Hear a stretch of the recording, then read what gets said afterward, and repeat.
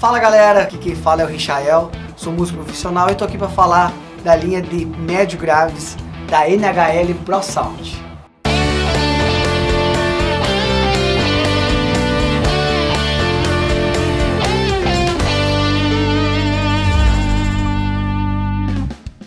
Essas são as caixas que vão formar os conjuntos com os subwoofers.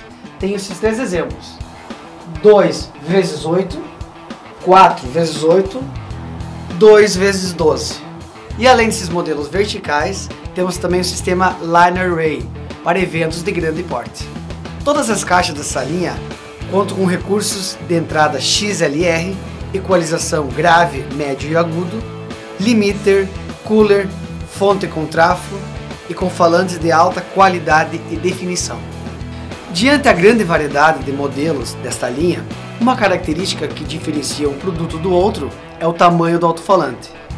Se você quiser um sistema de alta definição, escolha modelos de caixas com alto-falantes menores. Se quiser médio grave com mais peso na voz, escolha modelos com alto-falantes de 10 ou 12 polegadas. Lembrando que ao comprar um kit completo dos nossos canais de venda, você pode ficar seguro que, independente do modelo, não haverá buracos na resposta da frequência.